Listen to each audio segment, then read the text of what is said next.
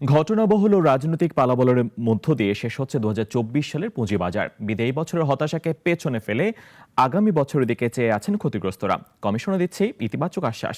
সানি আহমেদের রিপোর্ট। কিন্তু যাদের কাছে দায়িত্ব হস্তান্তর করা হয়েছে তারা ঢাকা।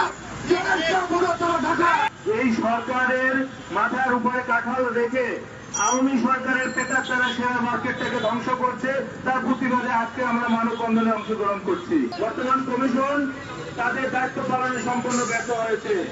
সেই ক্ষতিপূরণ দিয়ে আপনারা মার্কেট থেকে এগুলো ডিলিস্টেড করে দেন, আমরা কিচ্ছু মনে করবো না। কিন্তু এইভাবে ক্ষতিগ্রস্ত করে আমাদের রক্তক্ষরণ করে আমাদের ভাইদেরকে মৃত্যুর পথে ঠেলে দিয়ে আপনারা এইভাবে চলতে পারেন না। দেশ এই জন্য স্বাধীন হয়নি। শুনতে পাচ্ছিলেন কেমন কষ্টে আছেন ক্ষতিগ্রস্ত বিনিয়োগকারীরা। 2024 সালের 7 জানুয়ারি দ্বাদশ জাতীয় সংসদ নির্বাচনে জয়লাভের মধ্যে ক্ষমতা গ্রহণ করে আবার একই বছরের একই সালে দুই সরকার দায়িত্ব গ্রহণ করার ইতিহাস এবারই প্রথম।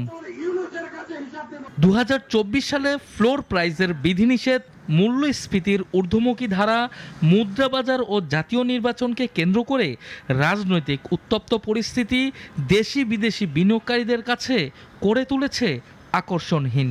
বিনিয়োগকারীদের একটি বড় অংশ পুঁজিবাজার থেকে মুখ ফিরিয়ে নেয়, গতি হারায় পুঁজিবাজার। বছরের পুরোটা সময় জুড়েই ছিল হতাশাজনক। বছরের শুরুতে ঢাকা স্টক এক্সচেঞ্জের প্রধান সূচক যেখানে ছিল ৬,২৩৩ পয়েন্ট, বছরের শেষ দিকে এসে ২৯শে ডিসেম্বর তা দাঁড়িয়েছে ৫,২০৫ পয়েন্ট। পহেলা জানুয়ারি ডিএসসির বাজার মূলধন ছিল ৭,৮০,৮২৩ কোটি টাকা, এখন তা কমে দাঁড়িয়েছে ৬,৬২,০০০ কোটি টাকায়। এক বছরের ব্যবধানে ডিএসসি বাজার মূলধন হারিয়েছে ১,১৮,০০০ কোটির বেশি। সরকার পতনের পর বাজারের স্বার্থে কিছু পদক্ষেপ নিয়েছে নতুন কমিশন। কারসাজির অভিযোগে কারো কারো বিরুদ্ধে নিয়েছে শাস্তিমূলক ব্যবস্থা। পাশাপাশি চলছে টাস্কফোর্সের কাজ।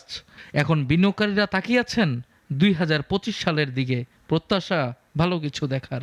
পদক্ষেপ গ্রহণ করছে, আশা করা যাচ্ছে যে 2025 সালে তার ইতিবাচক ফল দেখা যাবে। পরিমাণ এবং বাজার আপওয়ার্ড থাকবে বলে আমাদের প্রত্যাশা এবং সেখানে ফরেন পোর্টফোলিও ইনভেস্টমেন্ট বাড়বে বলে আমাদের প্রত্যাশা। পাশাপাশি আমাদের যে ইনস্টিটিউশনাল ইনভেস্টর আছে তাদের ইনভেস্টমেন্টও বাড়বে। হাই নেট ওয়ার্থ ইন্ডিভিজুয়াল সহ অন্যান্য সকল স্তরের বিনিয়োগকারীর দিক থেকে নতুন ফান্ড ইনজেক্ট হবে বলে আমাদের প্রত্যাশা। এতে করে আগামীতে 2025 সালে ডিমান্ড সাইডটা স্ট্রং থাকবে। সংশ্লিষ্টরা বলছেন বিনিয়োগকারীদের আস্থা ফেরানোর জন্য ক্ষতিগ্রস্ত বিনিয়োগকারীদের সহায়তা, নেগেটিভ ইকুইটির সমাধান, সরকারি ও বহুজাতিক কোম্পানিগুলোর বাজারে তালিকাভুক্তিকরণ এবং কর নীতিতে পরিবর্তন আনা হলে আবারও চাঙ্গা হবে শেয়ার বাজার। সানি আহমেদ, নাগরিক, ঢাকা।